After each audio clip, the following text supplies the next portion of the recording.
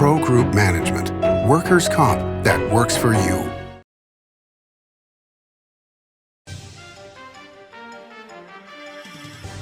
Welcome to Nevada Newsmakers. On the broadcast today, the legend Sig Rogich is here for the whole show on an all-new Nevada Newsmakers. As you know, Reno is booming. Toll's development company is helping it grow with insightful design and development, building community with every project, adding beauty, adding excitement, emphasizing our shared humanity. Reno is becoming bigger. Toll's development is helping it become better, more livable, more enjoyable. To learn more, go to tollsdevelopment.com. tollsdevelopment.com.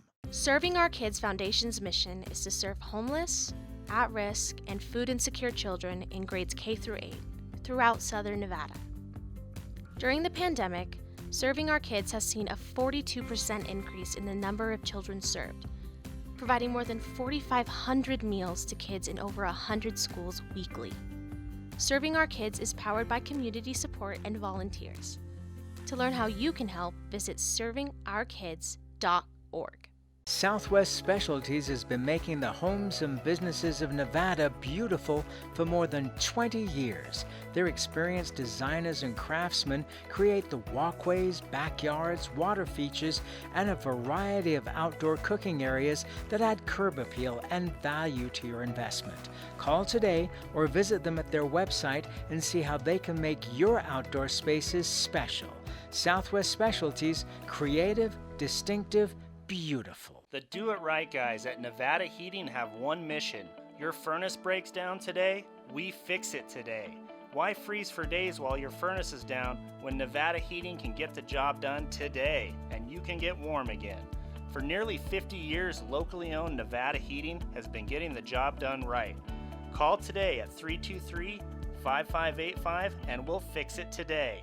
That's 323-5585 or online at nevadaheating.com. Nevada Newsmakers Studio is located at the headquarters of the Nevada Trucking Association. Motion and purpose are a truck's greatest virtue. This is Nevada Newsmakers with host Sam Shad, a no-holds-barred political forum. Now, from the Nevada Newsmakers broadcast headquarters, here is Sam Shad. And back on Nevada Newsmakers, we are always thrilled to have back on the program Sig Rogich. He is the president of Rogich Communications, a legend in Nevada and across the nation. I love you being on the program, sir. My pleasure to be with you, Sam. You told me earlier we've been doing this for 20 years. It seems like a long time, buddy. It's amazing. So let me ask you first of all about the renaming of the airport to Harry Reid Airport. What did that mean to you? Well, he certainly deserved it. You know, I think he's probably the most important elected official we've ever had in Nevada history, really. And we've had some great ones, you know, from McCarran to Alan Bible to Howard Cannon, Paul Laxalt, among others, Mike O'Callaghan. But I don't think anyone has really achieved as much for Nevada as Harry Reid has when you really look at it. I mean, throw the partisanship aside and just look at what he was able to achieve. You worked with him when you were in the White House and he was in the Senate. What was that like? Actually, it was quite good. You know, he had two pieces of legislation that I specifically got involved in. One had to do with the Truckee River. The operating agreement? The dispute, you know, with the Pyramid Lake Indians. Been in the court for 124 years, and Paul Laxalt had a bill almost identical to it that didn't pass. And they recommended a veto inside the White House. And Harry called me, and I went to the president and outlined the whole thing. And John Sununu came in and said, no, we're going to veto this bill. And Barbara Vukanovich was against it too. But I said to the president, you know, this is almost identical to what Paul Laxalt presented. And it's been in the court for 124 years or so. How much longer do you want to adjudicate this thing? And so he signed it for me. You know, he approved it. So that was one. Then we had another one where it was opening up more BLM lands that Harry brought to me, and it was his bill. The Democrats, I think, wanted 400,000 acres. The Republicans wanted 800,000, and Harry's bill called for 600,000. I'm trying to think through it all now. And I told the president, this is, if the art of negotiation is in play here, this is the perfect play. Again, the White House staff recommended a veto, and so did Barbara, but the president signed it for me. And those are two interesting moments that I'd had with him, and I'm just glad we worked it out, and it was good for our state. You know, one of the things I found very interesting about Harry, and I got to experience this on a personal basis, was that inside his jacket pocket he carried all the desires of every senator. So he always knew what to negotiate on. And one time I was having trouble with his public information officer on booking him on the show, and I ran into Harry at an event. And he asked me why he hadn't been on the show, and I said, well, I'm having trouble. He said, give me your card. He said, somebody will call you within a month to book me on the show. This was on a Friday. On Monday, I got a call from his office, the senator would like to be on your program.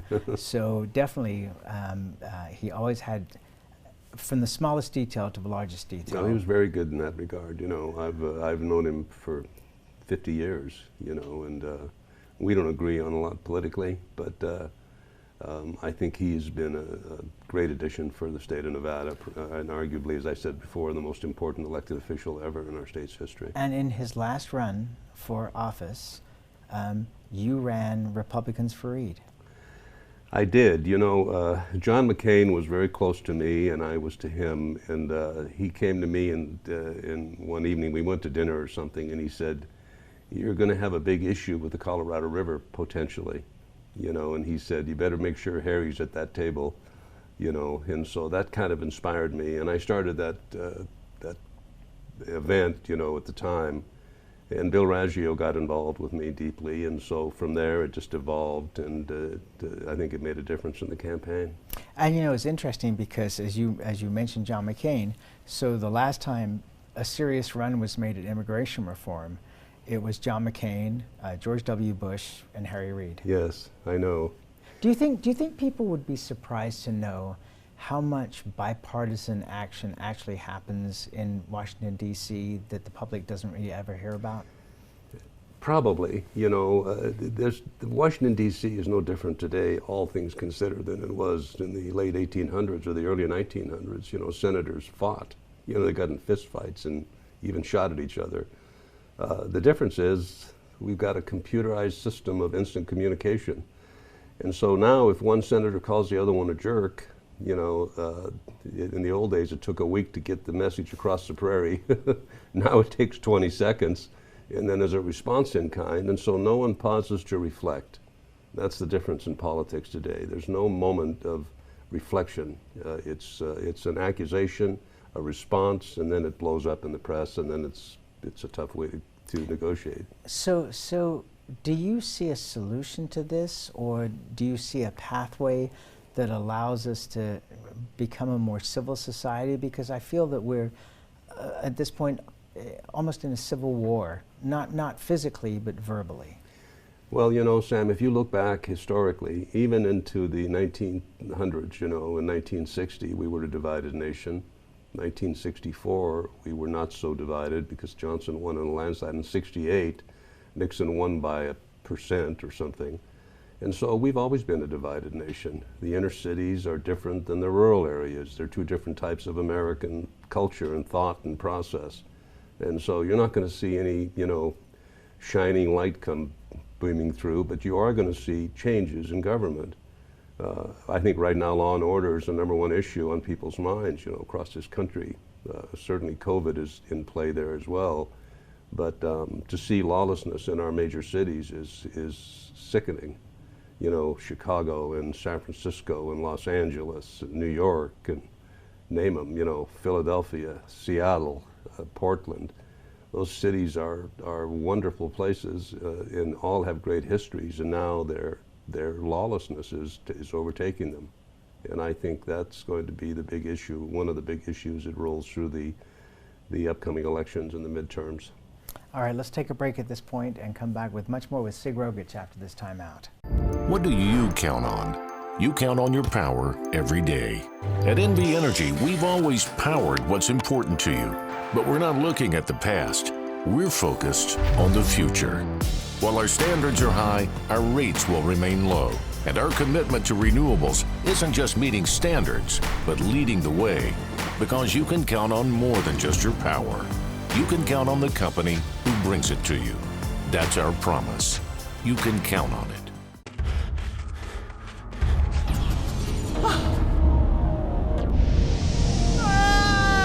Hey, Dad? Why are you learning? This place is great. Huh? You gotta try this. Wow, this stuff is great. People are gonna love it. Yes. Yes, they will. The signs and symptoms of cataracts can start out small with subtle changes in your vision. So don't wait. Be proactive and take your vision into your own hands. If you're experiencing the onset of cataracts or just have questions, contact your eye care professional or call Eye Care Associates of Nevada today. Dr. Hiss has years of experience specializing in the surgical correction of eye disorders and has completed over 84,000 vision correcting procedures. At Eye Care Associates of Nevada, we'll change the way you look at the world.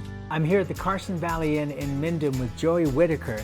Entertainment here at the Carson Valley Inn is extraordinary. Yeah, super proud of the TJ's Corral, our outdoor venue, about 1,500 seats. We've had first-class entertainment out there. We've had Merle Haggard, we've had Chris Young, we've had Lee Brice a couple times, we've had Pat Benatar, Joan Jett, who's in the Hall of Fame. We're real proud out there, and it's just a great time. Watch CarsonValleyInn.com and grab those tickets early. It's not a long way to get away to the Carson Valley Inn. This is Nevada Newsmakers. And back on Nevada Newsmakers, we continue our conversation with the legendary Sig Rogich, because he is. Let's talk about the midterms. Fascinating times with a president that was encouraged yesterday by an opinion writer in the New York Times to declare that he was not going to run for re-election because it would actually put him in a stronger, not weaker position. Your thoughts on where we're heading in the midterms? Well, in 2010, I think Republicans picked up 63 House seats. The generic ballot then was about 4.2%, which means that 4.2% of voters voted Republican against anybody. The generic ballot now is as high as 13%.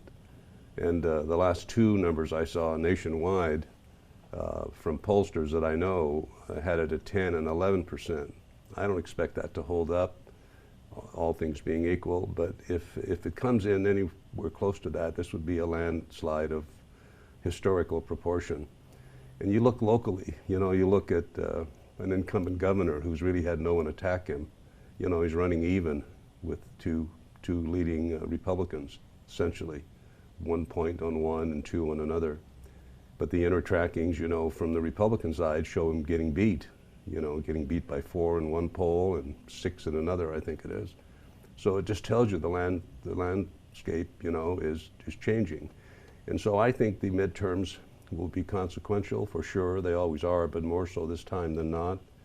I think Americans just don't want this far, far left socialistic, platform. I saw this morning where Blumenthal, the senator from Connecticut, went to a communist event. I mean, he was the guest speaker at a communist event.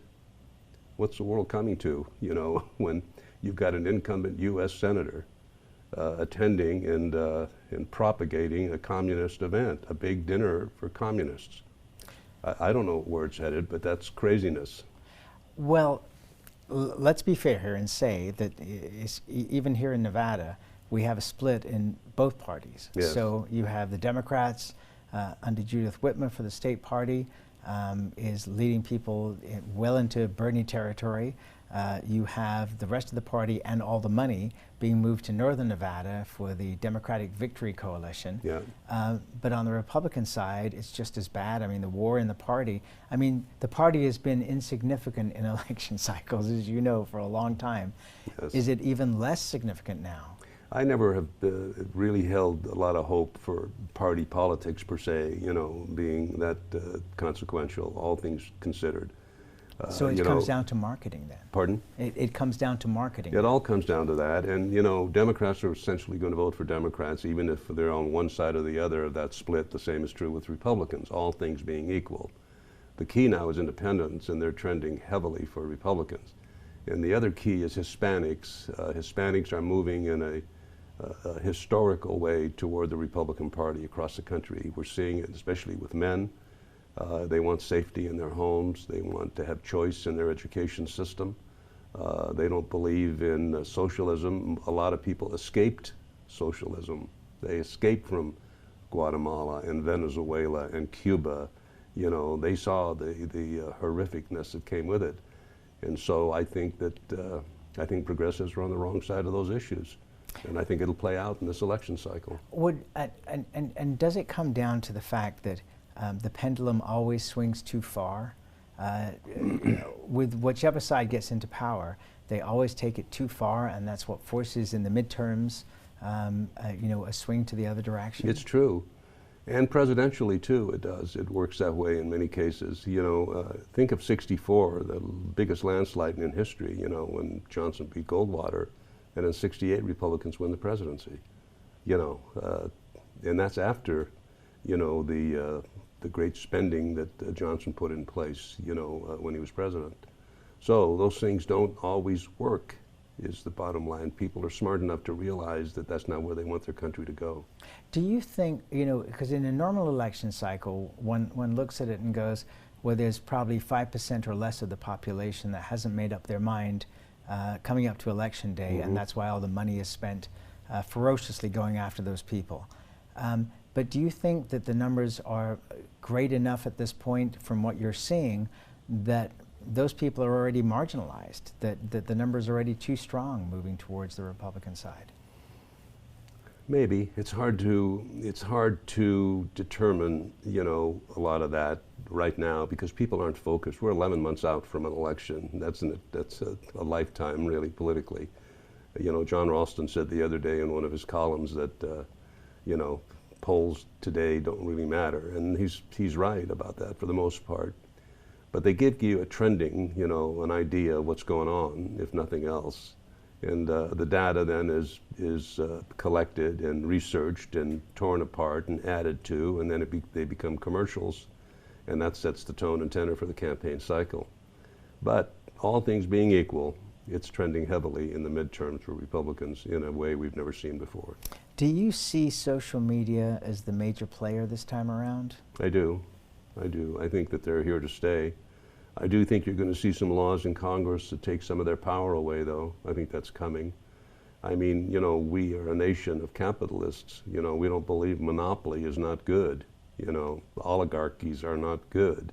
You know, and we should not, you know, we have historical breakups of the railroads, you know, the steel industry, the coal industry. You know, we had Teddy Roosevelt's and the phone companies. And the phone company, and all for the betterment, really. The competition created better products, and it's been a plus for this country.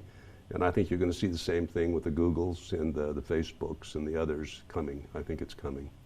But that will be fascinating because you know, the pie is getting bigger for media, but the slices are becoming ever smaller. Well, you know, print media especially is just having such a difficult time keeping up. I don't know how it can sustain itself over a period of time. Okay, let's take a break and let's come back and talk specifically about that because I have thoughts on that. Okay. We'll be right back. 7 at 7 is available anytime, anywhere. I'm Riley Smith with your Vegas Golden Knights. Watch 7 minutes of nonstop news from the Las Vegas Review-Journal. Streaming on LVRJ.com and Twitter. Powered by the Las Vegas Review-Journal. Modern boutique Ahern Hotel and Events Center in Las Vegas. Host meetings and events on 2 floors. Stay in luxurious rooms and suites. Unlimited branding opportunities. Regional Italian cuisine by Chef Mark Segrisi. Flexible event spaces. Full buyout options. Visit ahernhotel.com today.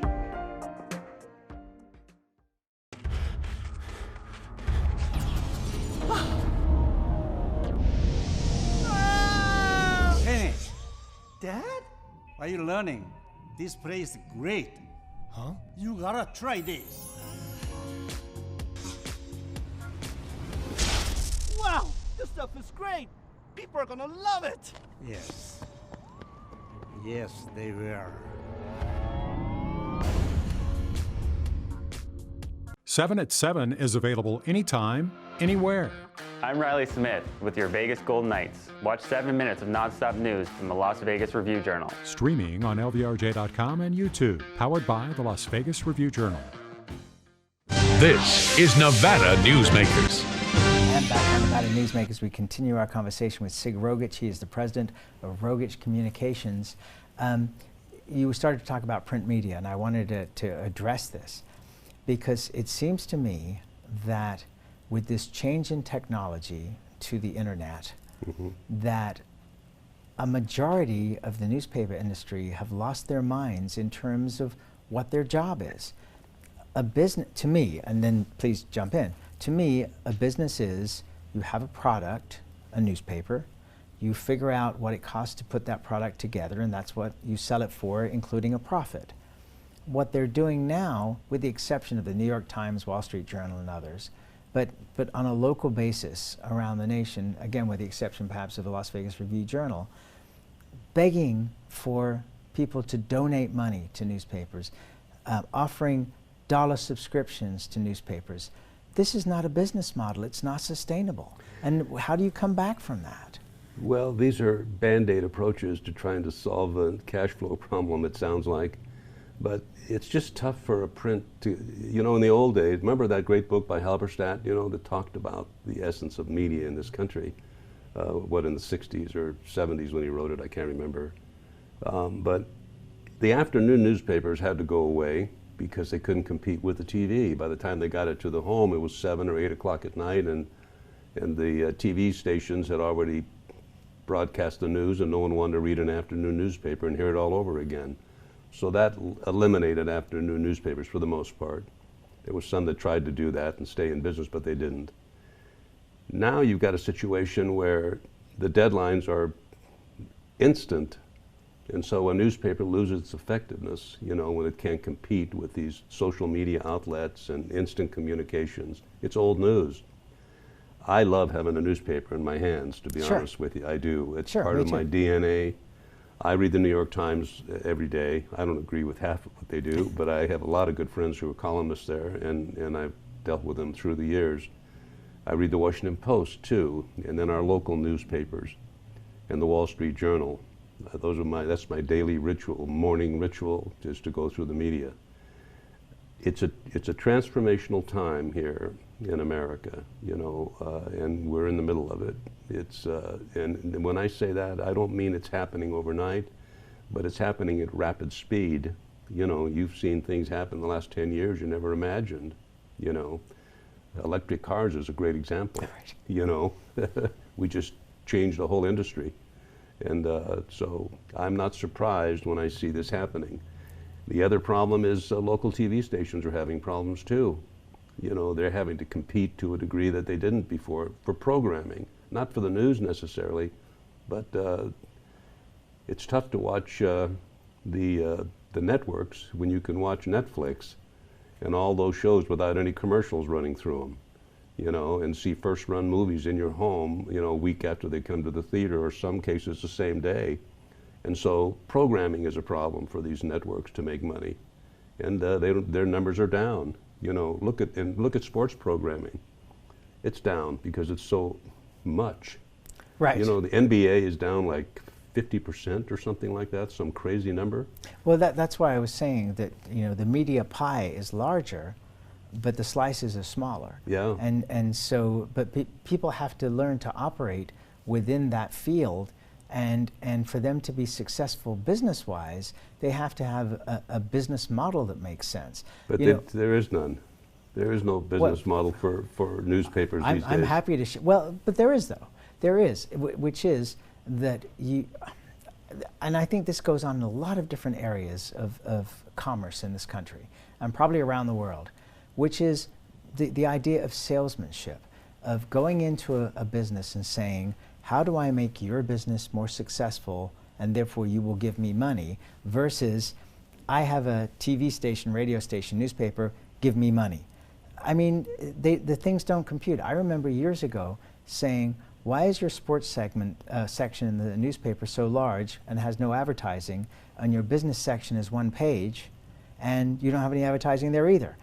It's like because people read the sports page. They do, but if you're not selling the sports page, well, it's tough to sell. Listen, this newspaper, I think the Review Journal's done a remarkably good job. Well, they've got a big support mechanism financially. I get that, but they've taken advantage of it and made the paper really quite good.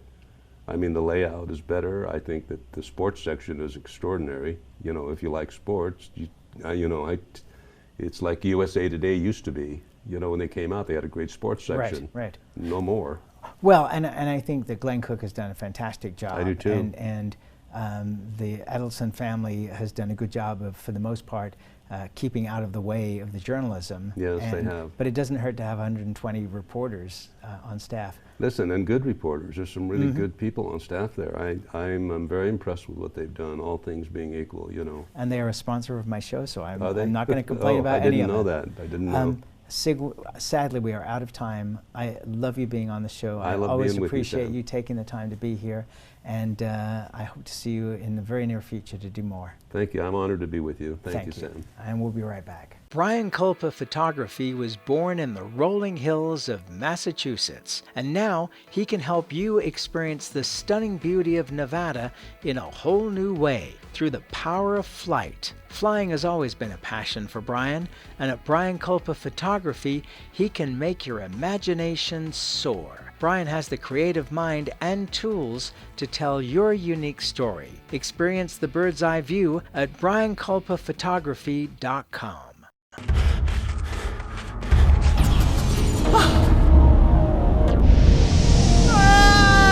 Hey, Dad? Are you learning? This place is great. Huh? You gotta try this. Wow, this stuff is great. People are gonna love it. Yes. Yes, they will.